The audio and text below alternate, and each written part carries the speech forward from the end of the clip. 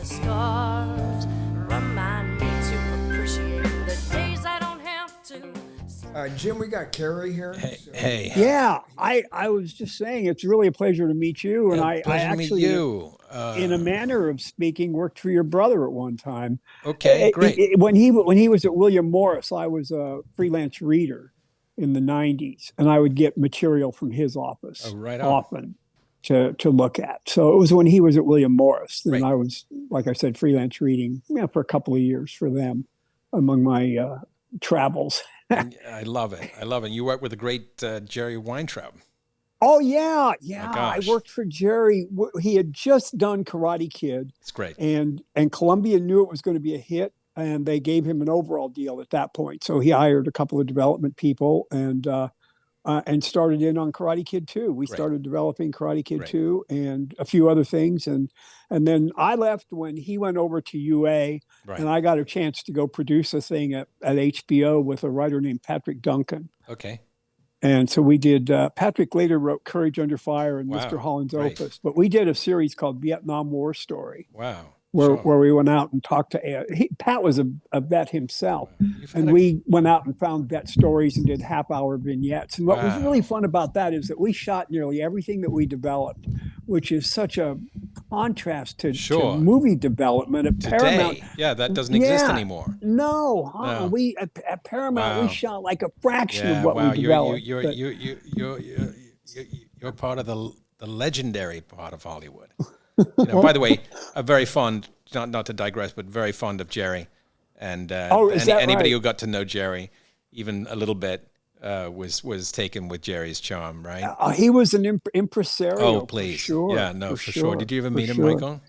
No. Oh, he was such a character. Oh, my God. He hung with the Rat Pack and everything. Really? Wow. I thought he was too young for that group. No, he was with the Rat Pack, right? Yes, Jim? he was. He was like Jarre's career. He was a promoter at one point. He was a music. Yeah. He worked with the Colonel. Wow. He tells a great story about working with the Colonel. Oh my God, do you know that story, Jim? Well, he tells a lot of stories about working with the Colonel. Let Cary tell the story that he heard about your boss. He said that. I don't know. I should be speaking out of turn, really. Yeah, no, that's, if you don't speak out of turn, nobody will listen to us. I don't know. This is secondhand, so it didn't come from Jarre. So I should preface that this came second. Anyway, the story I heard was that they were doing a show with Elvis, and the Colonel summoned Jarre to his office, and Jarre went there. I think it was in Vegas. And there, in his office, was a huge pile of cash, giant, like a mountain. And with a cigar in his mouth, the Colonel walked up to the pile and drew his cane down like 3/4 of it and pushed the larger pile to the left and the quarter pile to the right and tapped the smaller pile and went, "There, Jarre. That's yours. That's your share." That's the story. Yeah. And it sounds about right. You know what I mean? Even if it's just a folk tale, it sounds about right. The music business, the concert business was a cash business in the early days too. Back when he and the Colonel got together to promote Elvis concerts, it was largely a cash business. Totally. And Jarre said that they used to, collect the money at each show, and they would retire to the back room and start put it in stacks and divide it up. And it would go one for me, one for you, one for me, one for you, one for the kid. Yeah, right. One for me, one for you, one for me, one for the kid. The kid would get like a fraction of what they were giving up. And the Colonel would obviously get the bigger part of that too. But that was Jarre and the Colonel for sure. They had amazing some wild times. Stories. Yeah. Well, Cary, thank you so much for coming to talk to me. This is kind of an infant. We're kind of at the infant stage of doing a podcast, and when I did just a little bit of research on you, I realized very quickly that you don't do very many interviews. You don't do very many podcasts, and there's not that much stuff out there on you. and there must be a reason for that. And you can either tell me or not, but I just wanted to thank you for coming here to talk about your career. It's so far has been absolutely amazing. You've been in some great movies. You're constantly working. You've worked with some great people, and hopefully you can enlighten me on some of your experiences because you work a lot. Are you working right now? I'm actually taking a break, but thank you for those kind words, and thank you for having me, Michael. Also, just before we get started with your career, you've been married once. Still Is that married. correct? Yeah, and Once. still married. Yes. I know. How did that? Oh my God, I've never that just doesn't in my brain just doesn't work that way. Yeah, Good-looking guy like you. I mean, you were prettier than I was, man. I mean, how are you never? No, I'm very blessed. She's we're like connected. You don't seem like there's never really been any controversy about you. No, we never just read very, anything. Touch wood. So far, so good. Yeah. They haven't been able to catch you yet, right? Right. You've been able to keep it quiet. Yeah. Yeah. No, I'm very blessed. We met, over 33 years ago. Right. Yeah. And You have one child? one child, yeah. Girl? Girl? Yeah. How old is she? She's 17. Oh, so you've been through that really. Was there a period of time where I hear young girls are a little bit feisty? She's great. She's great. Wonderful. Honestly, best production. I said best production we'll ever do. Okay. The dailies look great. I always say. Looks good in the Russians. The wardrobe, hair, makeup department budgets are blown, but the dailies look great. Wonderful. So, Cary, I started, doing a little bit of research on you, and I didn't realize how much work that you had done. I mean, you just seemed like you have been non-stop working. Obviously, you can play an Englishman because you have an English accent, but you also can play an American, and you do quite often. One of the, I kind of like to start with what I think is the best, and to me, that's Glory. Oh wow! Okay. All right. Edward Zwick directed it, and I went back, and of course, I saw it when it came out. Yeah. But I went back and watched it again. Yeah. And boy, that movie is good, and boy, does that movie hold up. Yeah. It is a really, really good movie. Yeah. And what's interesting about it, Cary, is that it was written by Kevin Jarre. Yes. Did you know Kevin? Well, he wrote Tombstone. Oh my God! Of course, that's right. Yeah, yeah. He and I got very close. Yeah. Tell me Kevin. about Kevin. Yeah. Tell me. Can you? Yeah, that's the way that I feel. Just the expression that and I've talked to Lisa Zaint. Yeah. A little bit about. Talk to me a little bit about Kevin. Yeah, And it's a tough one. I don't want to get too deep into it, but yeah, you know how he passed, and we got very close. I was sent the project by the producer, Freddie Fields.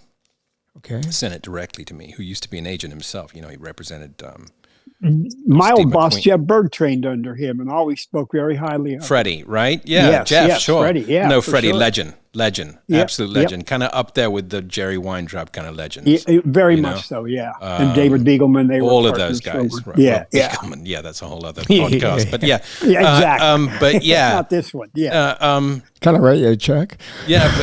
But Freddie had this project for 8 years, wanted to do it. Wow. And kept pushing it up the hill, and no one wanted to touch it. Who wants to see a movie about Black people. black people with Right. maybe two white guys in it? Right. And Freddie got on the phone with me and said, this kid wrote the script. He's Kevin Jarre. He's Maurice Jarre's stepson. Of course, I knew who Maurice Jarre was. I was a big fan of his work, too. Composer who did Lawrence Arabia, Chicago, all that. Yeah. And so I read it, and I read it in one sitting. I know you've had that experience where you've got a script, it's so good. Yes. You can't put it down, and you cancel everything you might have been doing because you got to finish it. And it was like that. And I got to the end, I called Freddie, I went, yes, obviously. And he said, well, you should meet this kid who wrote it. He's a fan of your work, and he lives in L.A., Kevin Jarre, and why don't you, he can give you more details. You can start to get into it and all of that, which I did. And I got very close with Kevin. I really was very fond of him. Me too. Me too. Yeah, wasn't he great? Yeah. He was great. Keep talking, Cary. Well, he sent me to Boston to, I think it was the Horton Museum, where the letters were, because the character that Matthew Brodrick plays in the film, Robert Shaw,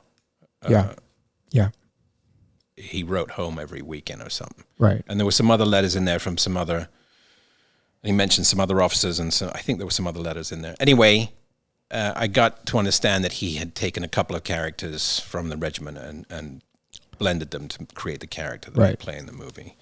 And I got that you play in the movie. In the film, right. Correct, Cabot Forbes. And I love history. History's my thing. Yes. I mean, that's why I hit it off with Freddie. Freddie's big goal was to make Napoleon. He wanted to do that long before. Oh, really? Yeah. Long before Ridley.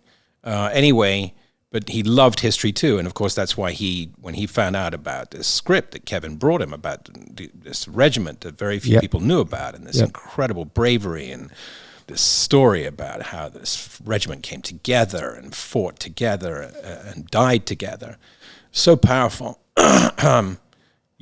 Freddie was like, yes, and bought it right away, and just managed to get TriStar to put money behind it. And with, as you say, with the great Ed Zwick, who was coming off, I guess, 30-something, and he was terrific. We had, it was before CGI. It was all extras on that beach in Georgia, at the battle at the end of the picture, Fort Sumter, incredible. Well, for people that are not aware of the movie or aware of the cast, Denzel won an Academy Award for supporting actor, right? Yeah. And Matthew Brodrick, of course, is sort of the lead of the movie, I would call him. Yeah. And of course, Morgan Freeman was in it. Now you've worked with Morgan more than once. I want to hear about that if we have time. Sure. And Andre Brower, is that the way you say it? And Andre Brower, his last name. That movie is really, really fabulous. And I want to tell you something, and you can either nod, you don't even have to answer this or not, but I go to Google, and I look up Glory, or I start watching the movie, and it'll say trivia on the side. So I'll hit the trivia and see what the trivia was. Yeah. And the very first thing that I read, it maybe it's because my phone had been checking up on you, or the very very first piece of trivia that came up was that you didn't get along with Matthew. Oh, the director. The director had claimed that you didn't get along with Matthew Brodrick. Have you ever heard the director say that? No. You've never. Is there any kind of truth to? Yeah. Okay. No, all right. All right. So let's just forget about that. That's just bullshit. Okay. One of the things that I thought was so. We were like Matthew and I were the only, and Donovan Leach were the only white guys in the movie. I see something, So that's just been dispelled. There's a bunch of shit about me. People write it's not true. A lot of it's true, but some of it's not. Well, one of the things that I thought was so interesting about you and his relationship, which very rarely see in movies. Yeah. Very rarely see in movies where you have sort of your lead character, your kind of guy who is not only billed first on the call sheet, but he's also the leader of the troops. Yeah. You know, was he a colonel? Is he a colonel? I think he was a colonel. And you played his subordinate. Yeah, major. Yeah, major. Oh, you were a major. Yeah, and there was almost a story inside of that story, because normally you just see a guy who is sort of second in command, just like, yes, sir, okay, we'll do that. And they're a team, and they're always a team. Yeah. And you guys brought like a whole kind of new twist on that relationship where you weren't always like agreeing on everything. As a matter of fact, you seemed to be butting. You respected each other. You respected the fact that he outranked you. Yeah. And I'm sure that he felt this, you know, he cared about you, but was that in the script? Was that written? That was there. That was there. That was all. That was all Kevin. It was all you know, Kevin. Kevin understood that, you know, war or brings its own tensions. Forget the idea of a lone white guy commanding an entire black regiment, what that tension is. But, you know, the interpersonal tensions and our relationships, I thought that was beautifully done by Kevin, that these guys, as you say, were friends, Andre's character and Matthews and mine, and that they had disagreements. They were real. They were warts and all. We saw a good and bad side to all, and they weren't perfect, you know. But I used to show up to work. I loved Denzel and Morgan. Shoot? We shot in, gosh, in the middle of summer in thick wool. Oh my God! Yeah. By the way, the end of the movie, there's so hot. There's no makeup on any of it. We're all just was just us, because you couldn't keep it on, But I would show up to watch Denzel and Morgan shoot even on my days off, just to. Was Denzel at that point somebody that was to be reckoned with? He was done Sin Elsewhere. Yeah, he was just. And he and Morgan are both classically trained actors. You know, they came from the stage. They're very, like, really disciplined, brilliant, professional people, and like obviously brilliant, right? And so I thought, wow, I'm in great company. You know, I mean, I grew up watching these guys.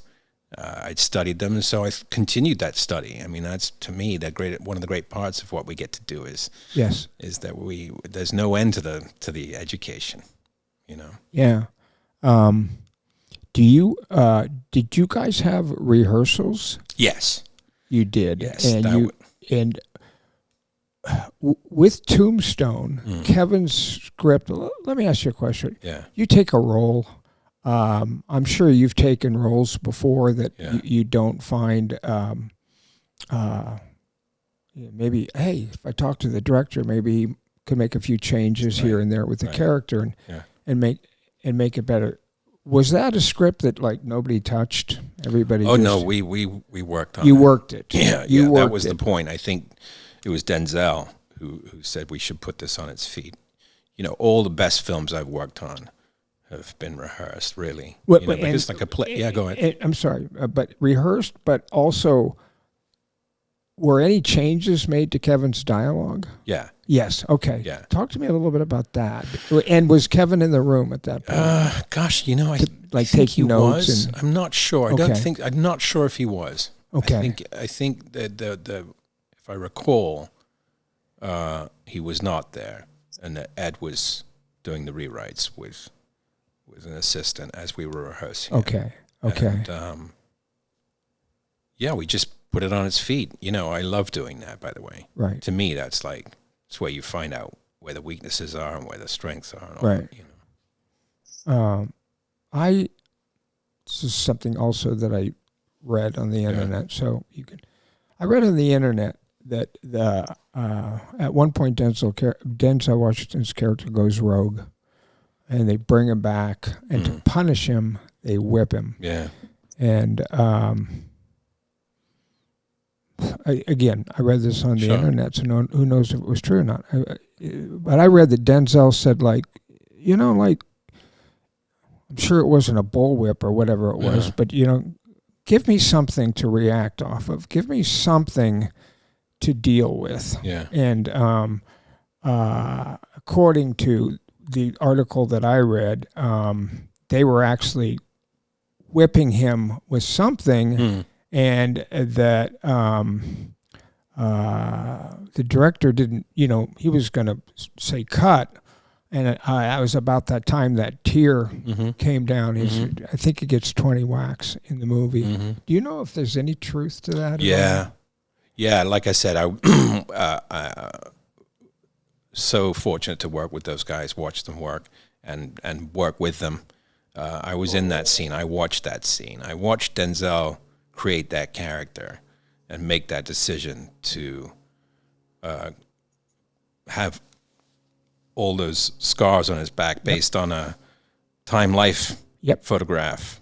Yep. It's just I know that. Yeah, and I think that they made a movie about the real character who got whipped. You're right. Yeah. Yep. Anyway, and he had a real serious idea of how Trip would be, and that this is a guy who had been punished a lot, and that accounted a lot for the pain he was carrying around. Yeah. Yeah. And he came out and he did that scene, and he did it in one take. Yeah, and I was there. I saw it. It was so powerful. I cried. I was very moved by it. A lot of people were very moved by it on the day. Very powerful. I was really disturbed by it because you could feel Denzel's just really, it was real. He was right there in the moment. It was so powerful. It was beautiful. Really beautiful. Yeah. Yeah. That, also in Kevin's script, Denzel and Morgan Freeman's character are at odds. Right. And Morgan Freeman, of course, gives that incredible speech towards the end of the movie where he basically tells Denzel that he's kind of got to get his shit together. Yeah. And so powerful and so big. Do you remember how long that took to shoot? Was that a 3-month, 4-month endeavor? The whole thing, I'm not sure. I think we were a couple of months. We were in Paris Island. We were in Georgia. I think we were in South Carolina for a bit. South or North, I can't remember now. But yeah, it was. I know it was hot. It was very, very, very hot. Well, and carrying backpacks and all kinds of stuff around. It was, it was hot. Yeah, and plus, they didn't have to wear the uniforms for quite a while. Wool in summer is always good, thick wool jackets. I think Kevin Jarre's got a thing with wool because we were wearing wool for sure. In Tombstone, and we talked a little bit about Kevin, and Kevin wrote Tombstone. I know, and it was a great script. Yeah, it was a great script. Yeah, and I got a call from my agent Ed Lomano. I don't know if you remember. Sure, I was with Ed. You were with Ed too. I'm sure he would have liked you too. Legend, legend. Yes, he was a legend. Yeah. I got a call from Ed saying that Kurt was doing this movie and take a look at the script if there's any part that I was interested in. Right. They were wide open. Yeah. And Kevin was directing. Right. And then he would meet for it. So I read it and immediately looked at it and went, as That's actors great. do, Doc Holliday. That's great, right? Yeah, but it was Doc Holliday. Oh, that was the role, right? That's the role that I wanted to play. Right. And it kind of got back to me that it was going to Val, so I said Johnny Ringo. So then I went and I met with Kevin. Right. And they offered me the role. Great. Yeah, and I think the thing with Kevin as a director, Cary, was that he didn't seem to understand the.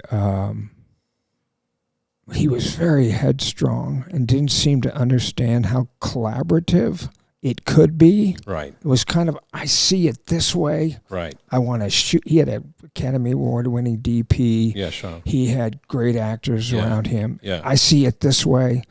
I want it this way, only this way. Right. You're dressed like this. You're, sound like this. And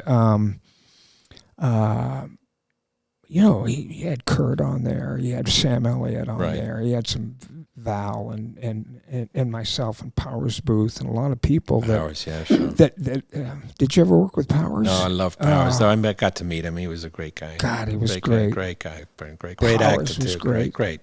Well, we got along really he well is- on he's that. great. We got along really well. Yeah, on that movie everybody loved Powers. yeah. Well, because we were the Cowboys. Yeah, sure. I didn't. People ask me,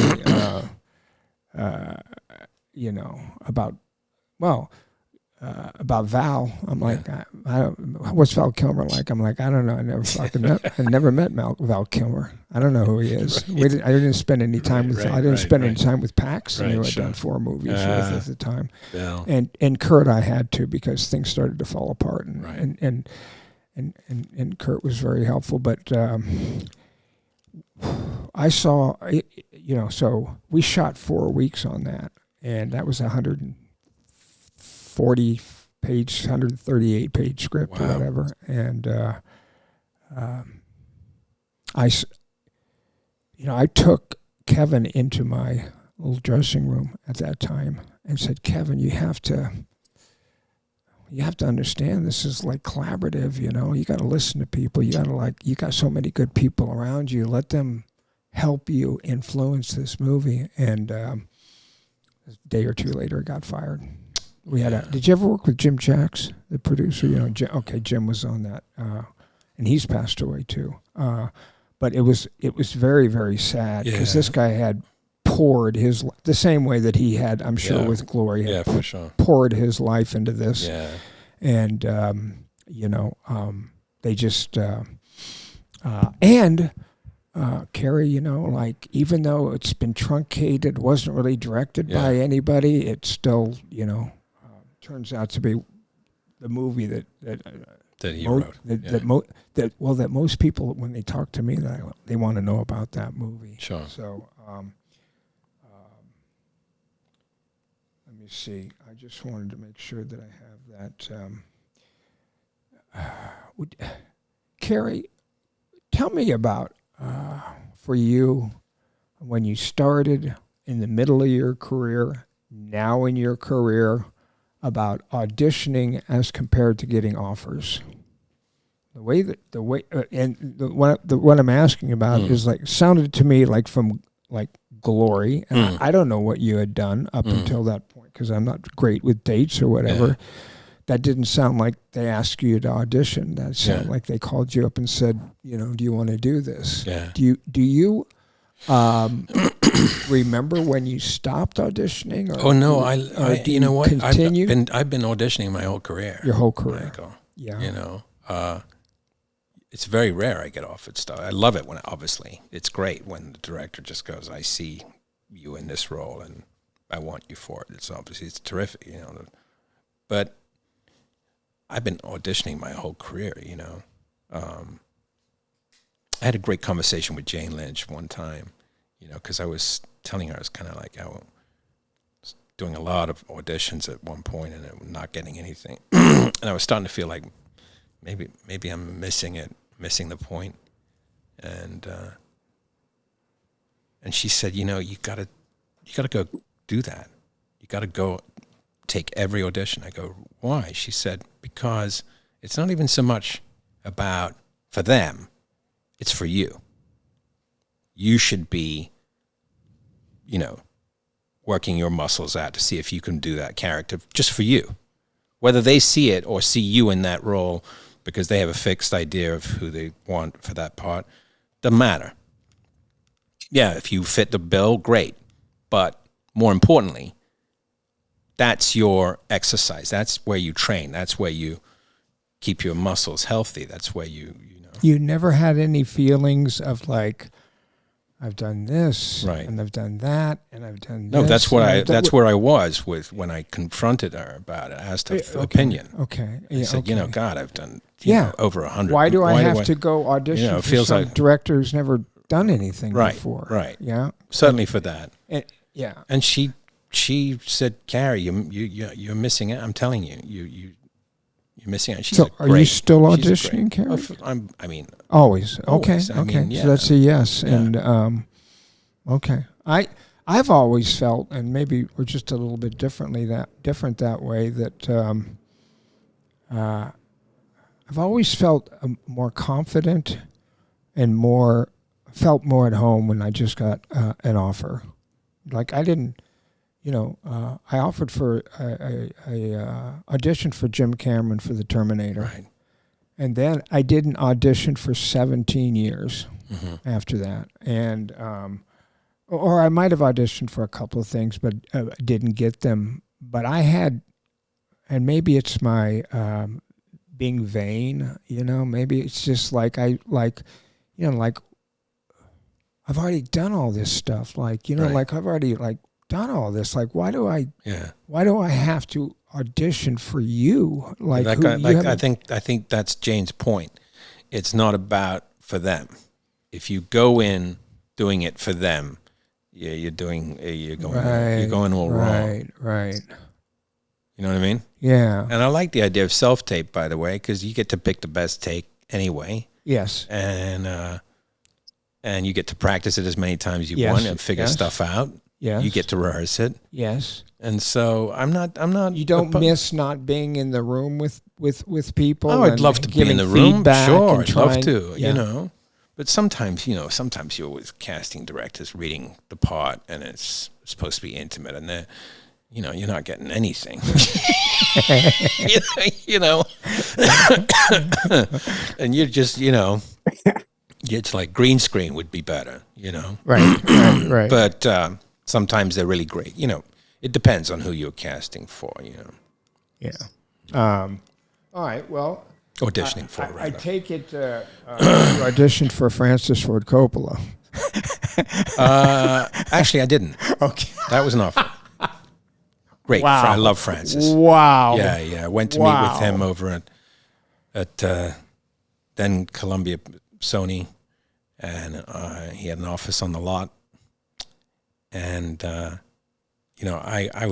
still am a crazy fan of Francis's work. I think he's one of the great, masterful, I won't limit him to filmmaker, masterful artists of the 20th and 21st century. I think that's fair. The guy's like, you can't talk about the history of cinema without mentioning him. I agree. Well, he made 4 of the best movies going. Ever. I mean, and that's a run. In a row.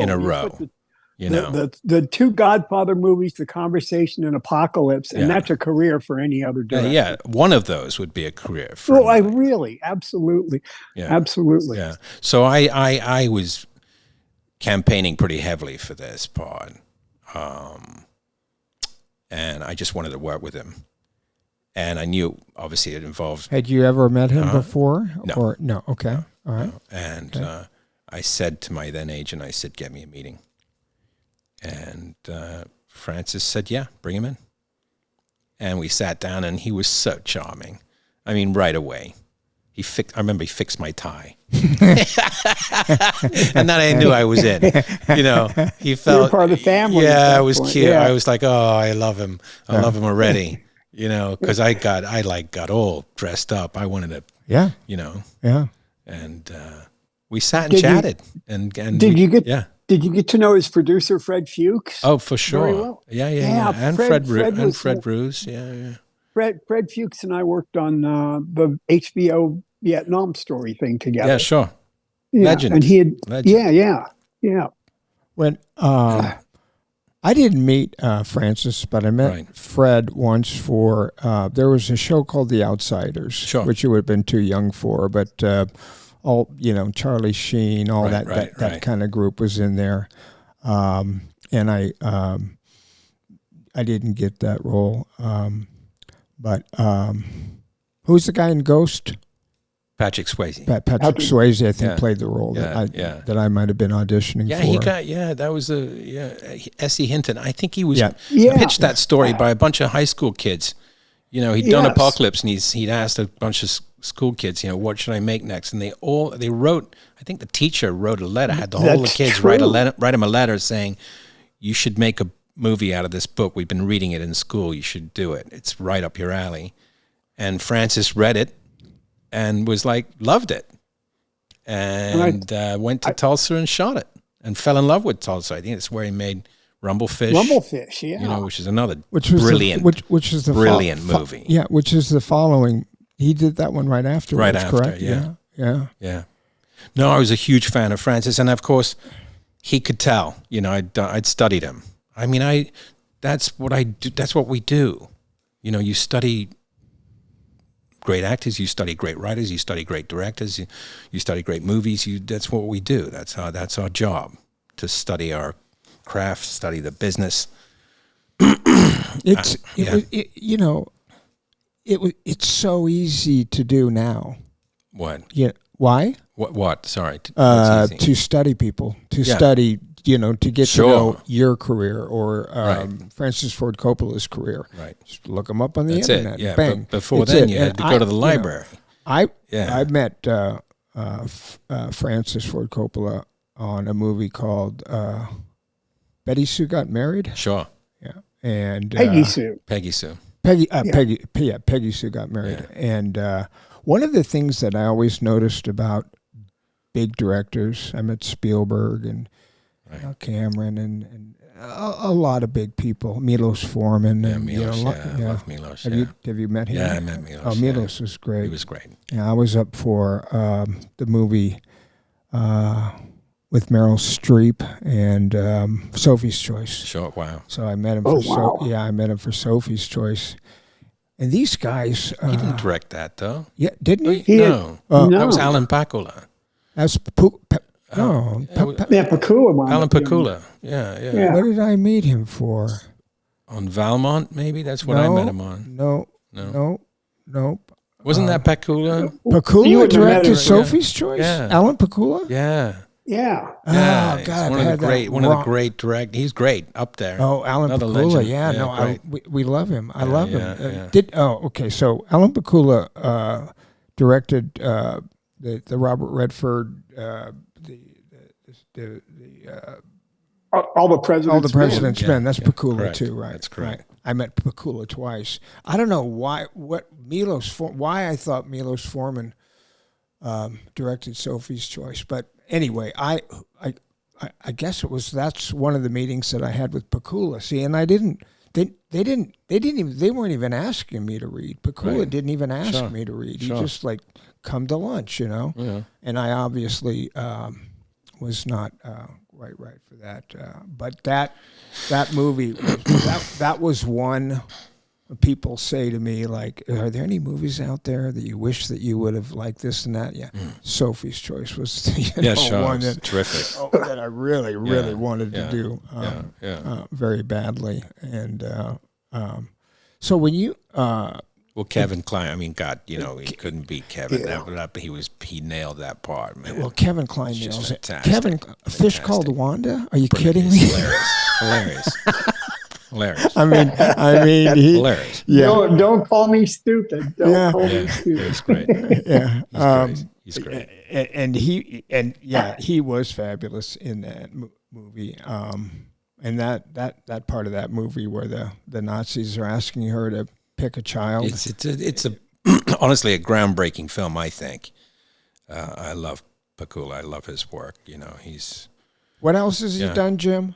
Well, All the President's Men is the third of one. It's called the Paranoia trilogy of his, starting with Clute and Parallax View, which is an oddball movie. Yeah, and then All the President's Men. Yeah, but he had been a producer. He actually produced To Kill a Mockingbird. No way. Oh yeah. Did he really? Yes, wow, interesting. Yes, yeah. Yes. Wow. Yes. Yeah. Where Robert Duvall was discovered. Yes, that's true. Well, that's I true. want it. I'll just jump to Duvall. Yeah. Because of Days of Thunder. Sure. Which was written by Robert Towne. Correct. I think. Yes, it was. Great Robert Towne. Duvall, in my humble opinion, yeah,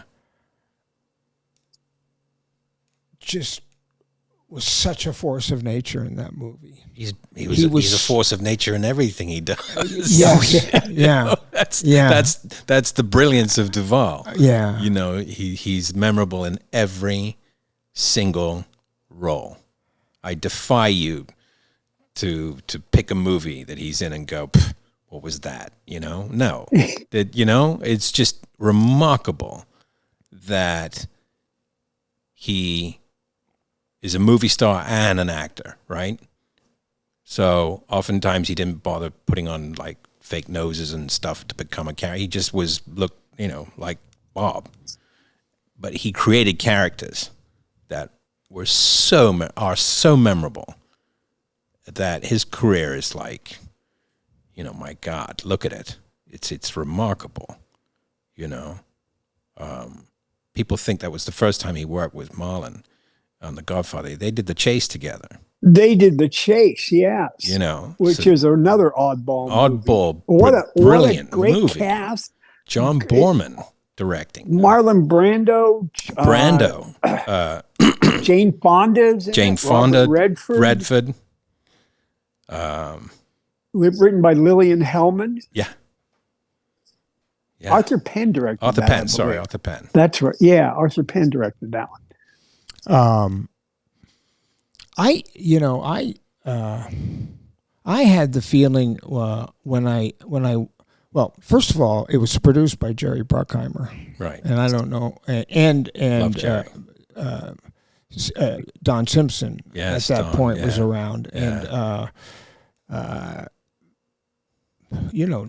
Jerry Bruckheimer and Don Simpson, they were. I had some idea in my stupid little head back in that day that Don Simpson was kind of this creative genius, and that Jerry Bruckheimer was the nuts and bolts kind of a guy, like Jim Cameron and Gail Hurd. Yeah. Jim Cameron was like writing and directing, and she was making sure that like enough lunch. And that's like, but she co-wrote Terminator. Well, yeah, her name's on it, but I have never talked to Gail about it, and I didn't even realize that at the time. But it's kind of interesting because when we did the Terminator, they weren't married, right? But there was that thing between like me and Linda in that movie, right? And then we did Aliens, and in Aliens, they were married. Right. And I had kind of that flirtatious thing going on with Sigourney Weaver, And then when we did the Abyss, Ed Harris and Mary Elizabeth Mastrantonio were divorced, and they were, it followed Gail and Jim's life. Right. They were divorced by the time she produced The Abyss. Sure. But they were divorced at that time. Yeah, but they worked so well together, Yeah, I know. I didn't think anybody could replace her. Great. No, and that's why Jim kept her. Are you kidding? He's not stupid. No, he's not stupid, man. He's not stupid. I may be repeating myself, but just so you know something that, and I might be, but yeah, I love Jerry. Just work with him again. We did a Guy Ritchie picture together called Ministry of Ungentlemanly Warfare. Yes. Oh yeah. He's a terrific guy, Jerry. I mean, he's what a maestro in the industry. Just a titan, really. Extraordinary. A titan is like not only with Top Gun and all the big films. Yeah. Then he decided, I guess I'll try some television. I guess I'll start producing television, and just like, wow, just an incredible career. And I worked with him on The Rock, and he was very nice. He's terrific. Very nice. Gentle and genteel, but a brilliant mind, and very hardworking, very diligent, very hands-on. He likes to be working all the time. He's got like 4 pitches going at once. I don't know how he does it. I asked him. He's like, Cary, I wouldn't have it any other way. He's extraordinary. That's a good looking movie, and talk to me a little bit about Tony. All of Jerry's movies are good looking. Oh, Jerry, but Tony Scott. Yeah, Tony. Yeah, Talk to me a little bit about Tony, and because I I never had a chance to work with Tony. I was never up for anything. I was, but I've never heard anybody that they worked with him in commercials. They've worked with him in films, and I've never heard anything but like wonderful things about him. He was a sweetheart. Yeah, he really was. He's done some. Yeah, go ahead. No, he was, he and his brother, also artists. I think that's fair. They really were. They both went to art school, and they not only were draftsmen and painters and artists in their own right. They did commercials. So yes, through commercials together. That company of theirs, Scott Free, has been around legendary, for ages. Legendary. Yeah, and absolutely. Anyway, the two of them had a complete knack for telling stories. Growing up in England, we saw their commercials, and they were powerful. Yes. One of the ones that really stuck and became legendary was Apple's first commercial that Ridley did, where it was based on 1984. I don't know if you ever saw it. And this woman comes running into a room where they're watching Big Brother, and she's got a sledgehammer, and she just swings it around her head. This great heavy thing, and throws it at Big Brother on the screen. It came out in 1984, and it was smashed it. The book, and it said, it was Steve Jobs' first commercial for Apple. Really? Yeah. Macintosh Apple. It's a legendary commercial. Very famous. Very famous. Famous. So it came out in 1984. The commercial came out in 84. I didn't know that. I'd never heard this before. And it's referencing the Orwell book, 1984. Yeah, of course. Yeah, with the Big Brother and all that it's great stuff. Yeah. And of course, they did a lot of commercials that you don't. A lot of British Airways commercials. that they gained notoriety for. Elegant, just classy, really beautiful, little mini movies, basically, little short stories. They were. So they were preparing themselves for becoming filmmakers. As commercial directors, they really were, and of course, it worked out pretty good for both of them. And Tony was just a sweetheart, just an absolute lovely, lovely man. And so fun to work with. Where'd you shoot that? Well, we shot Daytona during spring break. Okay. I'll never forget. Wow. We all arrived in our hotel. I can't remember where we were staying on the beach. It was pretty crazy because you could hear the noise all day, all night long. Yeah. It's just endless craziness, right? Yeah. I don't know what they thought they were going to do picking spring break. Anyway. We get a note under our door after the first night, slipped under our door in the morning, like 9 a.m. And it's a circulating, this is like back in the days when they faxed things, right? And it's a fax inside an envelope. And it's got my name scribbled on the front. I open it, and it's a fax, and it's CC'd, and it's highlighted with my name, but it's it's CC'd for the entire cast and heads of the department, everybody, right? Mm-hmm. And it says... please note that the draft of the script that you have, please dispose of it, but dispose of it carefully. We don't want copies getting out there. Happily for production to come by and pick it up. If you want to let production know, we'll come by and pick up your draft. We're starting with a brand new script tomorrow. Which was when Bob Town arrived, and we literally started the movie without a script. Which I don't, I know John Huston did that with African Queen, but I've never heard of a $100 million Paramount movie with Tom Cruise starting a movie. Of course, nobody gave theirs in. Actors are very reticent to hand in drafts. They might be some gold in there we want to hold on to. Yes. Right? Was the original script not written by Robert Towne? No. So Robert Towne came in and wrote every night and every morning, all night long. God, there really was no script, and he would write as you were shooting. As we were shooting, he was out of sequence, by the way. In the process, yeah. So he had obviously a treatment that he put together, and he and Tom and Jerry and Don and Tony worked on it, and just worked on it every night after they would. And sometimes we'd be sitting on the set waiting for the pages, coming straight from the trailer in the morning. Yeah, sure, or in the afternoon in some cases. Wow. Yeah. But it came together. You know, I mean, God, it showed the town. Obviously, I was a huge fan. Chinatown, obviously, you know. Yeah, and Shampoo is wonderful too. I think Tequila Sunrise. Yeah. Anyway, but Last Detail. Yeah. Last Detail, right? Brilliant, it's a brilliant. great movie, So, The Last- I got to know him a little, but to watch how hard he was working to get this thing and keep it going in his head, and we were shooting out of sequence, which is a hard thing to do, to deliver pages of a movie out of sequence. You know, it's not easy. Was his draft or what you ended up putting on film? Yeah, it was all Completely different color different than- pages. There was yellow, green. We had the entire rainbow. Yeah, yeah. Pink, green. Yeah. How much different was what you ended up shooting? We did go back script and Tom and I actually, when they finished shooting, went back and did some pickup shots that we needed. It was what Robert Towne wrote like 50%, 100% different than the script than they picked up from you? Yes. Really? Yeah. It didn't have that whole. Well, it didn't have the love story really much.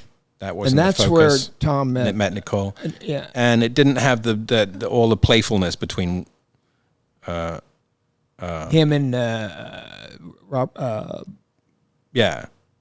Duvall. No. Well, Duvall. That wasn't written either. That all of Or that was Rooker. Rooker. Rooker. That whole Yeah. chase they have in the wheelchair, that wasn't there. Yeah, that was fun. You know, all that was fun. You know, That and them was racing fun. in the rental cars, that wasn't there. Yeah. You know, so it was a lot of stuff that was made up on the spot. There was, you know, but Tom can do that. Tom has that ability. He can shoot without a script. He's absolutely understands structure and movie making and storytelling, as well as that's why he picked Town. You know. Wow. He, I think, is what I consider maybe our last movie star. Sure. You know, Yeah. I think that Sure. the whole I idea. think he had worked with Town on The Firm. He had Town come in and help him with The Oh, is Firm. that right? And I Yeah, think, makes I sense. think they got pretty tight doing that. Yeah. And I think that's why he turned to Town with Days of Thunder when it wasn't coming together very well. Yeah. But I mean, we had a big budget to be. Yeah. I don't think It's they, a brilliant I'm looking sure movie. Paramount it's big. must have been very nervous, you know, wondering what we were doing, getting there, because they were on that memo too. What? What? And you, no, I'm sure that was a little bit more threatening to them than Actually, it was to you. Yeah, they got a different memo for sure. But no, it was fun. Wow. I mean, we had a great time. We really did. We had a great time. And I learned to drive. I was taught gonna by ask you- Kyle Petty and Really? oh my God, you know, Really? yeah. Really? And these Dale Earnhardt teaching me how to. Are you kidding? I'm like, I got Dale over here is going to show you how NASCAR works. Why don't you go and watch him? And he'll teach you everything. So when you first started doing that, they said like once you were at the racetrack and you were inside of the car, and I'm sure all the stuff of the inside of the car was not shot going around a track, correct? No. Stuff on your face is No, obviously shot. so it's a good question because we bought My first one. Thank you. Only took 12 or Thank you, 13 Cary. episodes. I was hoping I'd get a good one in.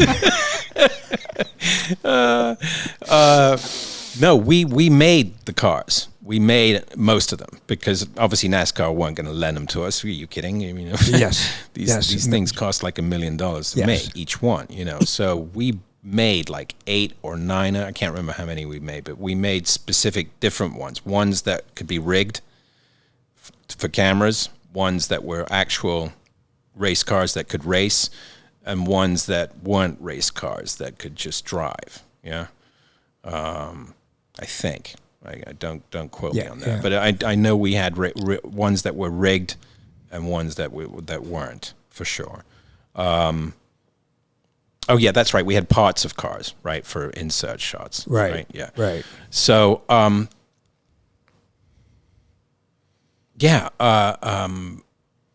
we Cruz crashed one, I think, on the first test run. I think the last words he had before hitting the wall was "Hello, wall." And it was, did that at the Speedway, and that was like I think that was an $800,000 write-off for the movie right there. Yeah. Really? Yeah. Oh, there was a lot of money written off in that movie. Yeah. No, it was a great picture. I loved it. And Tony was, we had 40 cameras at Daytona on the first day of the race. 40. Yes. I mean, imagine keeping track of that. Don Simpson was supposed to play a part in that. Don movie. did play a part. He did play a part. He played an Italian race car driver. Yeah, he had a line or two, and then there was another wide shot of him there. Yeah. Don. Well,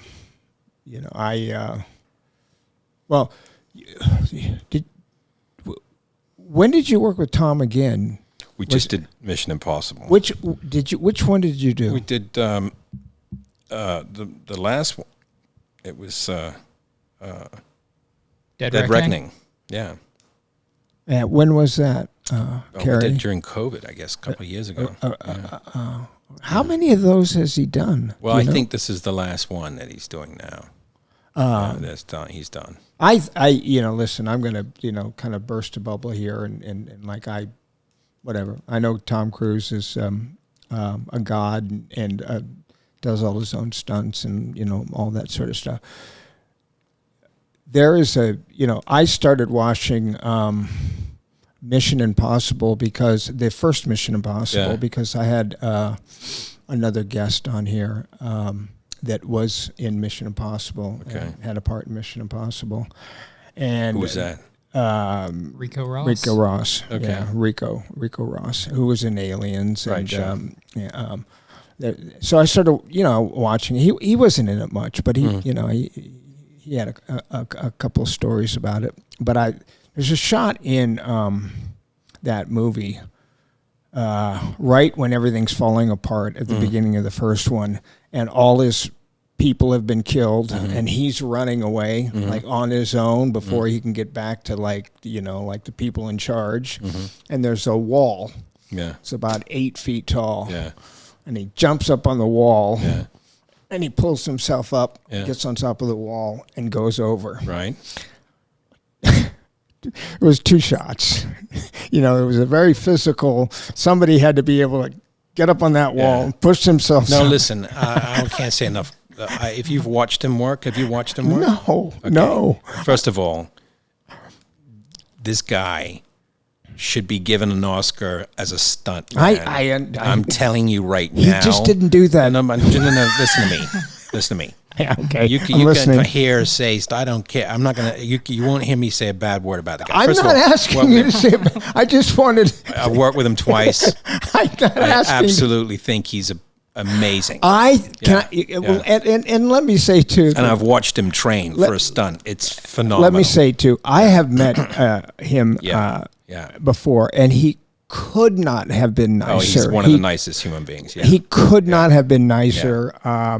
When they were doing Top Gun, they offered me a role in Top Gun, and it was the role of the character at the beginning of the movie who freaks out and starts crying or gets upset, freaks out. Hugh Hubley, I think is the guy's name. He had a sister was an actress too. He played the role. Oh yeah. And Tom, I saw at a screening, and Tom said, we wanted you for Top Gun, man. Right. And Rick Rossovich was in, an old friend of mine. Right. We wanted you for Top Gun, and I said, I know, Tom, but I like to be in the movie after the credits roll. I like to still be in the movie after the credits roll. Funny. And I think he understood, but I just bring up that point that if he's a phenomenal talent. Okay, so we can start with that. Of course, he's of course, a remarkable actor. Of course, I agree 100%. But he's a professional like none other. He works so hard.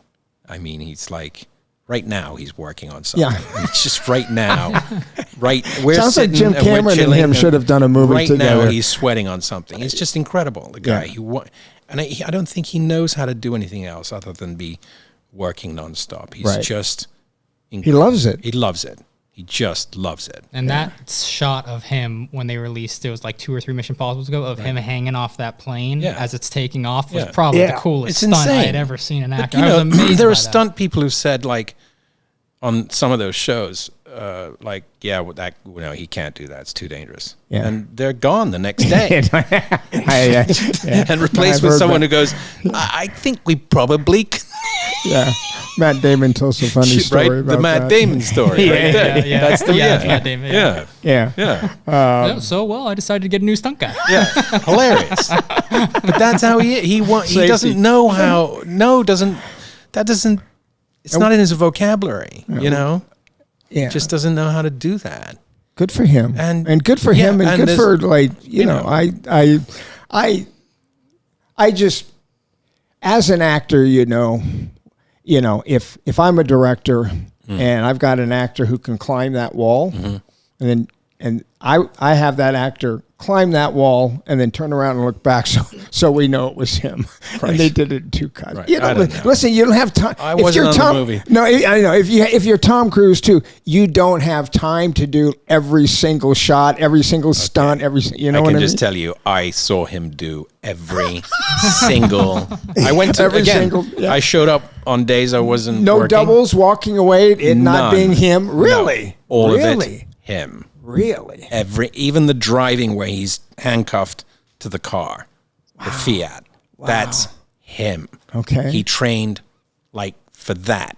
For the jump on the bike, he trained trying to find a chink someplace. A year he trained for some of the stunts on the picture. That's insane. Who does that? Insane. Tom Cruise does exactly.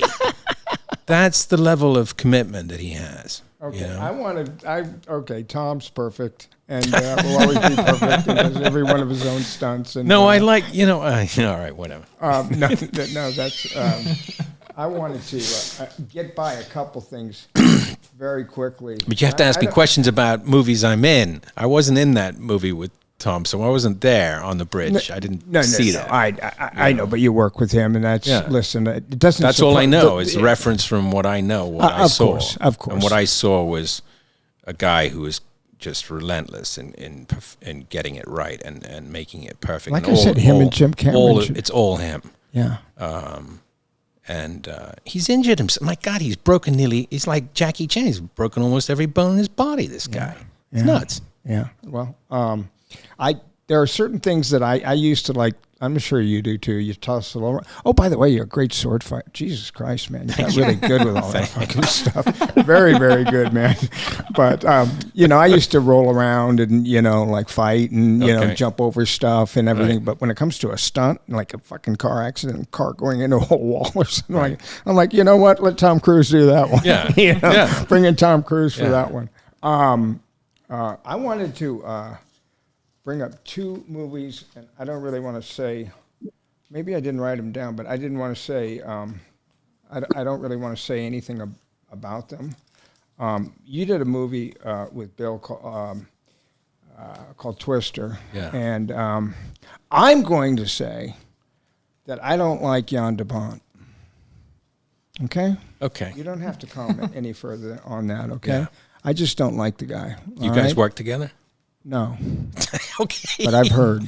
Yeah. I've heard. Yeah. Okay? Yeah. All right. So enough about him. Okay. The other thing that I wanted to mention, and I know that you would rather not talk about, and I understand exactly why, because everybody else is making a goddamn fucking $100 million, and you're like, Saul. Right. Okay? So fuck both those projects. No, I loved working with Bill. Let me tell you something. Bill and I were friends. Paxton. Oh, God. Paxton, I know. I'm talking about Jan de Bont. You know Jan de Bont? Good? Yeah, no, he's a trip, Okay, thank you. Oh, my God. He's a thank trip. you. No, I mean, yes. You can look up the stuff. You don't need me to tell you. You can just look it up. But can Bill, you? Oh, yeah. But Bill, I fell in love with Bill. I fell in love with Jamie Gertz. Bill particularly came pick me up from the airport. Me and my wife in Oklahoma. Yeah. It was actually a terrible day. We were bumped off our flight by the bombing in Oklahoma City. Oh God, it was Oklahoma. Oh, you guys were in Oklahoma shooting that. Bill was in Oklahoma. Yeah. We were bumped off our flight by the FBI, which was unbelievable. We passed the guy's car. He was pulled over by a traffic cop. Come on. We passed his car. Really? On the highway. Oh my goodness. Yeah. Wow. He was picked up on. They got him on traffic. Yeah, they got him on a no license plate. No license plate. Yes. Yeah. Anyway, Bill picked us up, and he said, you can't come into town dressed like that. And he drove us to a what he called a cowboy store, to get boots, cowboy hats. What'd you have on, leather or something? We just came in jeans and sneakers. He's like, no, that ain't going to work, man. You can't do that, man. No way, buddy. That's not going to work, man. That's Bill. Remember? Right? Yeah, that spirit of Bill that just lifts you right up, Yes. Sure enough, takes us in this store, and he refuses to let us buy. He's like, I'm paying. And he bought us these big belt buckles and cowboy boots, and we come out dressed like how he's like, now we're talking, and that was our greeting to Oklahoma from. I mean, he was a lovely guy. He was a lovely guy. Just a lovely man. A lot of people probably don't realize Phil Hoffman. Philip Seymour Hoffman having on that picture. Yeah, he's got kind of background. Not one of the main characters like you guys were, but that was before anybody knew who Philip Seymour Hoffman was. Okay. Great racquetball player, by the way. Is he? Yeah. Or he was a great athlete. Was he? I'm a great racquetball player. He was a great racquetball I'm not a great racquetball player. No, but Phil was, even though he was had weight, he moved fast on his feet. He used to be a football player. He was like, that was the career he wanted, and he injured his leg or knee or something. He had to pull, and that's how he became an actor. But the guy was actually physically quite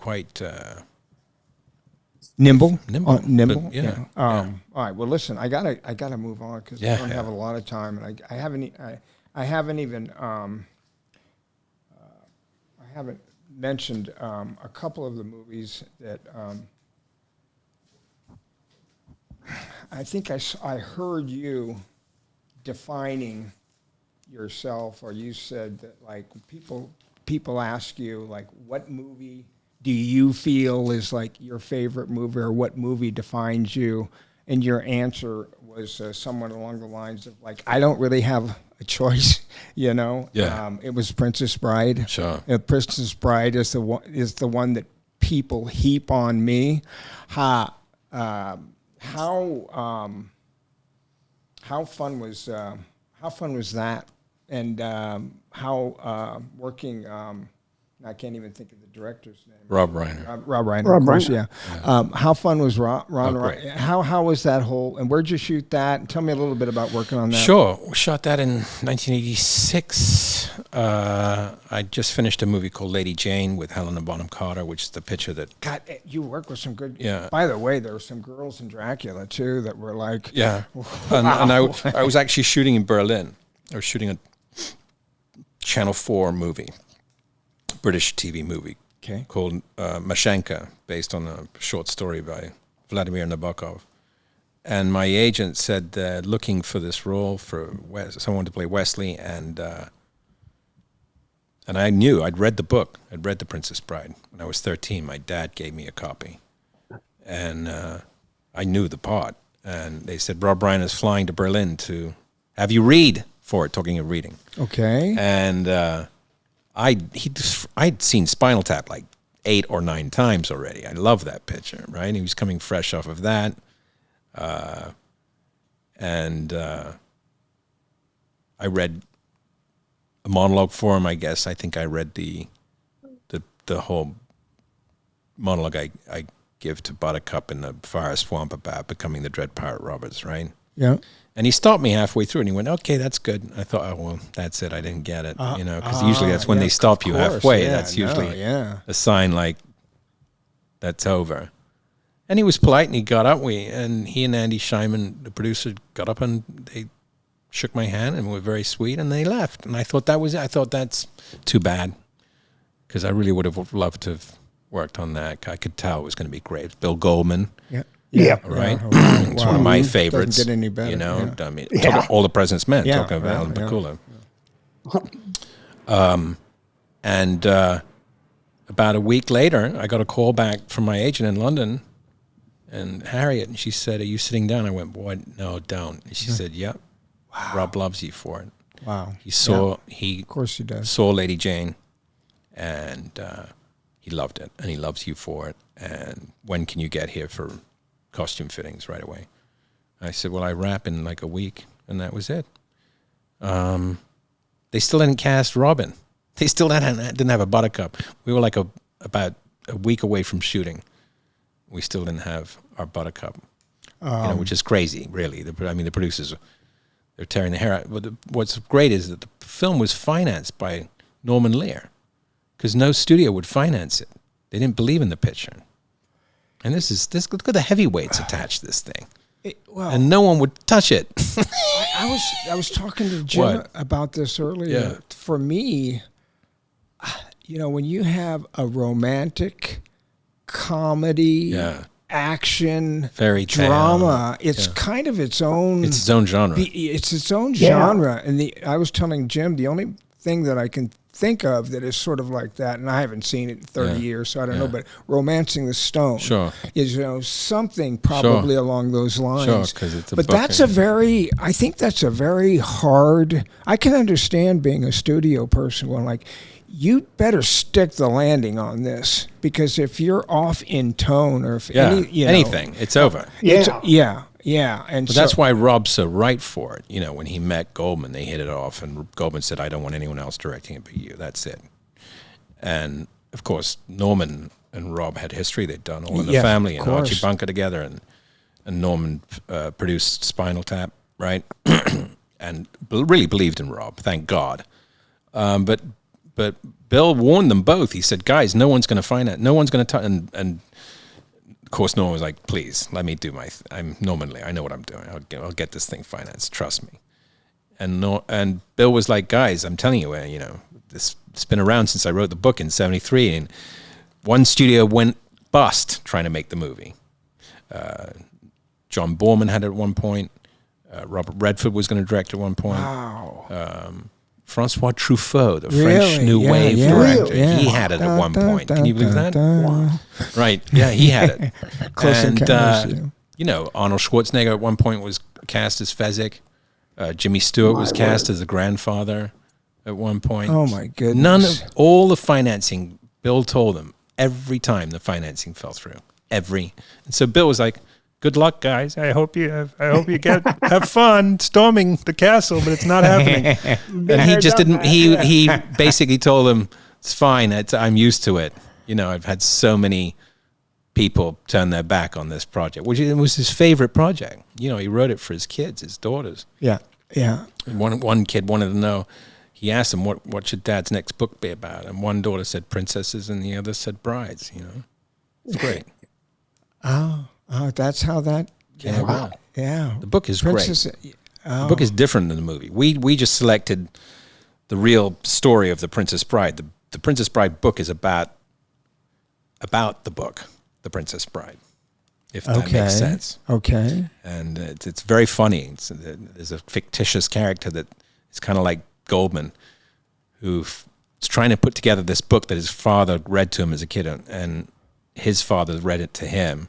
And it's S. Morgenstern's The Princess Bride, and copies of it has been split up all over the world, and he's trying to track it all down and put it back together. Yeah. Wow. Yeah. Wow. Cool. It's quite funny. Where did you shoot that? Shot it in England. At Shepperton Studios. Shepperton, okay. Yeah, the interiors. Do you remember rehearsing for that? Oh, yeah. Yeah. Okay. A lot of rehearsal. One of the people, that's,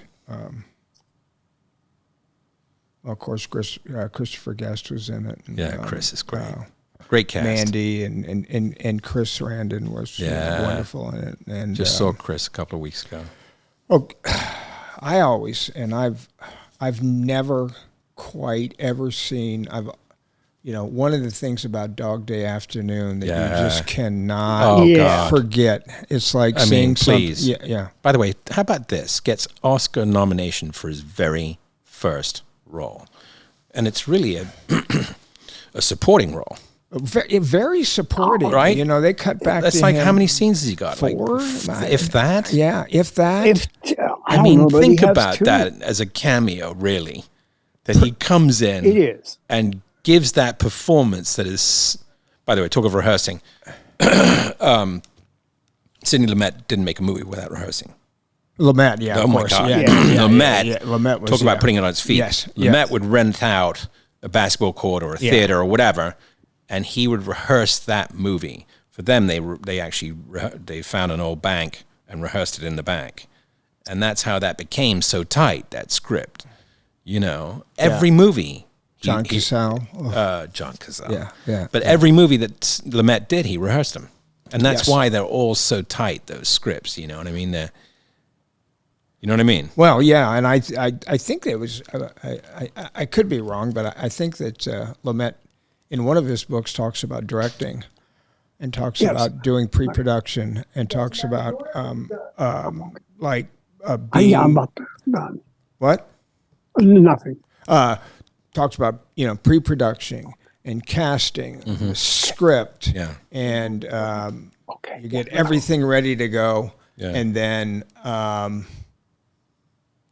it's just hold on. Yeah, sure. No, but I think it's just, for Lumet, you know, obviously he saved money on the budget because he came in under schedule, right? Yeah. Because he'd rehearsed the heck out of it. So by the time they were shooting, they were doing 1-3 takes, maybe tops. Yeah. Right. If they were finding something on the day, it was gold, but they'd already pretty much locked it in. You know? Yes. And Al's theatrically trained. So is Cazale. So is Penny. She's theatrically trained. They're all theater trained. All these guys. The bank managers. He was at the active studio. You know, Charles Durning, who's magnificent. Yeah. But I asked Chris about it, and Chris said he went and met people who were his character were going through the same thing, who wanted a sex change and wanted to do that. And this is very early on in this discussing this in film. Yes. You know, way ahead of its time. Yes. Right. Yes. And he went and met them and became part of the community because Sidney encouraged him. All the actors, if you're playing this role, go and examine who you are. Yep. You know, you've got time in pre-production. Go and figure out who this person and come bring something to rehearsal. And of course, Chris found these characters, and boy, did he bring it home! My God, I mean, it just it's a pitch perfect performance. So beautiful to watch. It's so tender and it's so emotional and sweet and funny. You know, it touches all those notes. Yeah. You know? Yeah. And tragic. He's also. trying to kill me. He's been trying to kill me all summer. I mean, I can't talk to him. It's just great. Yeah. It's great. It's great. Yeah. You know? Yeah. And legendary that you can quote it. That's how good it is. You know you're onto something when people remember not only the line, but how you performed it. Yeah. You know? Well, you did a pretty good. I wanted to mention to you that after I had done Aliens, I got offered a movie called Spaceballs. Sure. Okay. And I right after Aliens. right after Aliens, I got That's pretty funny. Yeah, Mel That's offered pretty me. funny. He's Well, like, get that guy. he knows how to do space. Well, yeah. I felt like you smell Brooks. Sure. You know, You got to entertain it. I'd seen Young Frankenstein. Right, sure. Everything. Yeah. You know, like Legend. Of course, Legend. yeah. But I kind of thought, like, should I be taking the piss out of something that is so people identify me with so closely? And so I turned it down. Was it the Bill Pullman role? Yes. Yeah. And Bill was great, by the way. So yeah, he was great, and so I turned that down. But you, on the other hand, when Mel Brooks came calling, Robin Hood Men in Tights, yeah. So, well, first of all, let me just say that was, especially after what you had done, that's the exact opposite of what I did. Okay, but you made it happen, and I'm telling you, man, you're a great actor. Right. You're a fucking thank you. great actor. Thank you. That performance in that Mel Brooks movie is so spot on. Every moment, every single moment, because I'm not a big Mel Brooks guy. The guys sitting around the campfires farting and shit like that. I'm like, that's not really my thing, know. So I hadn't seen it, and so I watched it, and from the moment they're kind of dragging you right at the beginning of the movie, they're dragging you in, and you're looking kind of regal, like you are somebody, and you're out of place here, and they're dragging you. And this guy says something to you, and he says, and please, and you did that, and. And that was the first time that I laughed in that movie. Right. And then I continued to laugh. But your comedic timing, there's a lot of people. Everybody was good, but you held that movie together, and you were like pitch perfect in a Mel Brooks comedy. You could have been in Young Frankenstein. Or Blazing Saddles, or I studied him. We talked about studying, right? Okay. Talked about studying your favorites, studying your favorite writers, studying your favorite directors, studying your favorite actors, favorite movies. I studied all of Mel Brooks. So, when I met Francis, I was ready to talk to Mel because I completely had studied his entire breadth of work. And so, you know how they say that success is opportunity meets preparation? Yes. Okay. Yes. So I'm a firm believer in that. I agree.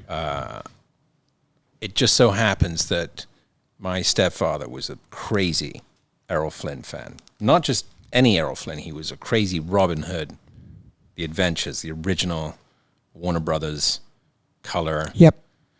Michael Curtizmo just played it on a loop in our home on video endlessly. So that was drilled into my psyche as a kid. So that by the time I got to play Princess Bride, and of course Robin Hood, I was opportunity meets preparation. I was prepared. I knew exactly what was right. I knew exactly from studying all of Mel's movies his timing. I'd studied them all from the producers onwards. They're great. He's a legendary comedian. A legend. Talk about a titan. Well, let me just say that for me and for a lot of people, you can study all you want. Yeah. But that doesn't mean you can study Mel Brooks, you can study other people's performances, but that doesn't in any way prepare you for the performance that you gave in that movie is just jaw-dropping. It's Mel Brooks. It's a comedy. It's, but you nailed it. Thank you. Really, every moment. He made me laugh a lot. The first day, this is how he teased me. First day, after the first take, he comes over to me, goes, cut. He walks over to me, goes, okay, in this next one, suck less. Okay, action. That was his direction to me. First day.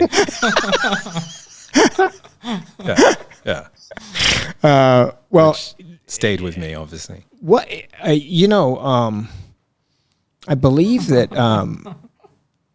who was the sheriff of Nottingham? Roger Rees. Roger Rees was also just beautiful. Really Lewis good in John. And everybody was good. Just great. Everybody was good. Everybody was good. And great. But wow, I didn't.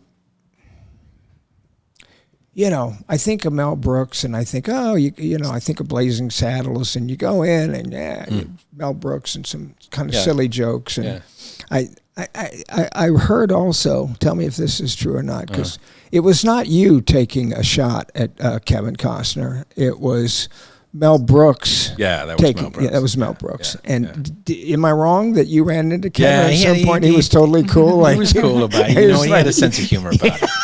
Get a sense of humor. We had John Watson on here, and John Watson produced, wrote and produced Robin Hood. Prince of Thieves, and we asked him about the accent, because and he said basically people are saying, well, why'd you cast this guy in it,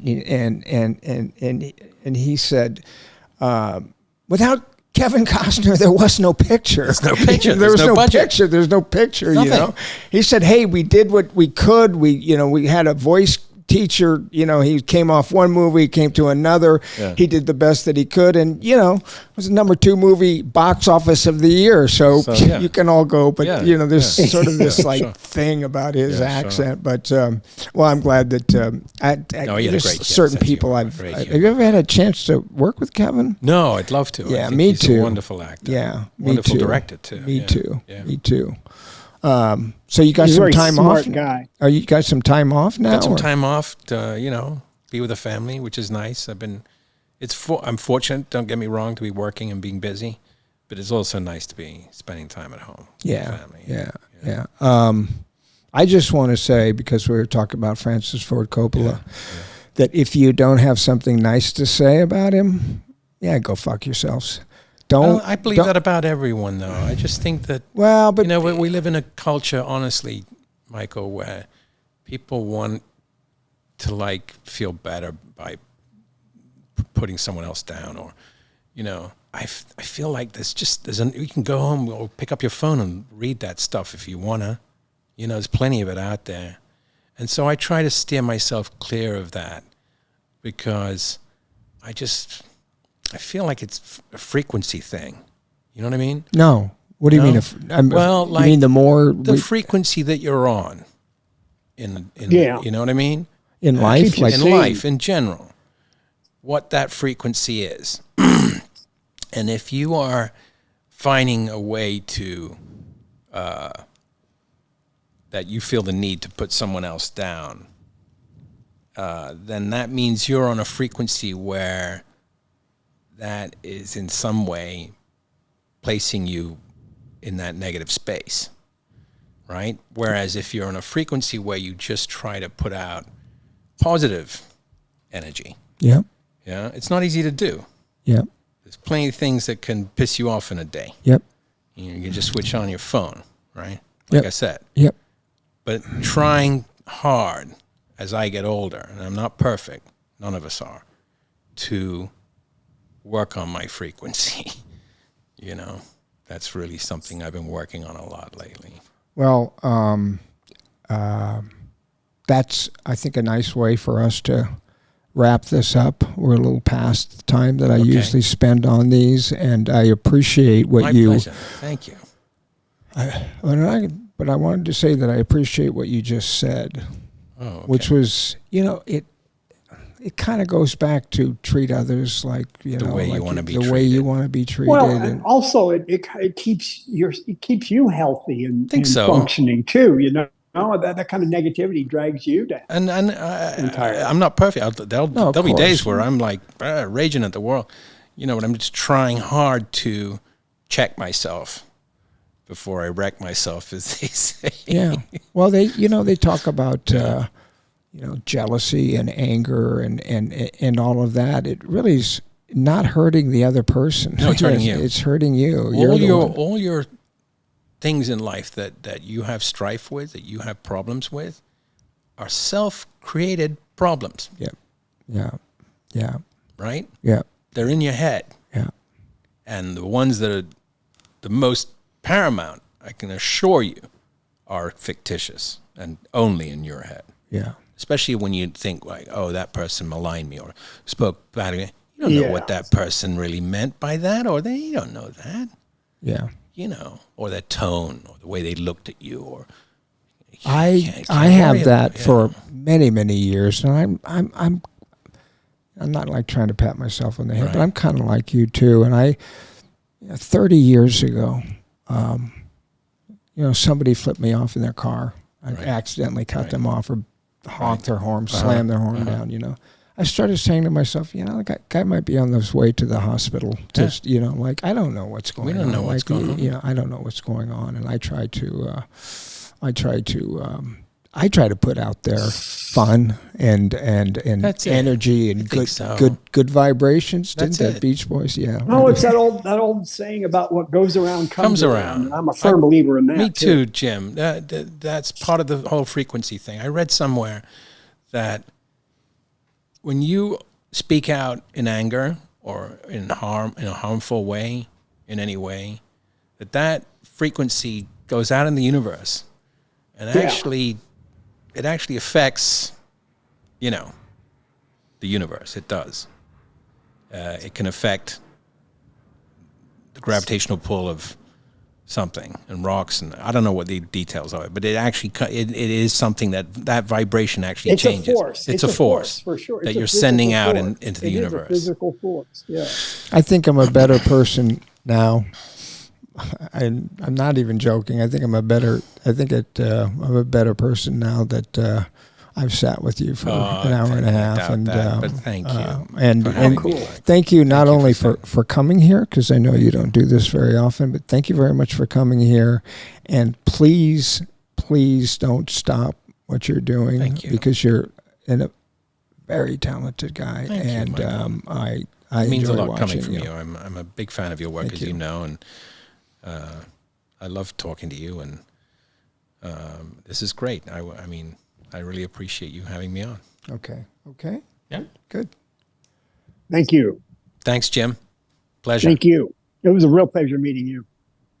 Yeah. Anyone who spent time with the great Jerry Weintraub, that's you're touched. We're all blessed. If you think about it, how blessed we are, the people we've gotten to work with and brush shoulders, brush shoulders with, right? Oh, Don Simpson. I mean, crazy. Don was crazy. He was great. He was crazy. He was a madman. But he really was. But a force of nature, This guy came from Alaska. He told me his first movie, I won't keep you, his first movie was Performance. Do you remember the Nicholas Roeg movie, Performance, absolutely. with Mick Jagger and James yes. Fox? Yes. He was the first distributor of that movie in the U.S. He put together the money to bring it to the U.S. He'd seen the movie and thought it was brilliant. Mm-hmm. And it gives you a sense. Don did. And got his mom to mortgage her house to get the film to the U.S. It's unbelievable, the story. It's crazy. Yeah, that was Don. Determined. I mean, talk about relentless. That's pretty much how they both were in terms of the quality of the work that him and Jerry. And Jerry still does that. To them, the quality of the work is so important. It has to have that stamp of a Jerry Bruckheimer film on it. Don had kind of a golden gut when it came to material. Totally. Too, I think. But that's what I'm saying. That it's not by chance that these movies that they've made or that Jerry makes to them today. I was at Paramount when Flashdance was being put together, and I didn't see anything in that movie, and Don did. And Don, made the movie he wanted to, and he got a big hit out of it. So, which picture was that? Flashdance. Sure. God, that was huge. The first picture Don did as a producer. That had been in development. Yeah, and I didn't see anything in that movie. I was an executive at Paramount at the time, and I had no faith in that movie at all. No, and huge. Don said, "No, I can make this," and he sure as hell did. He sure as hell did. Sure as hell did.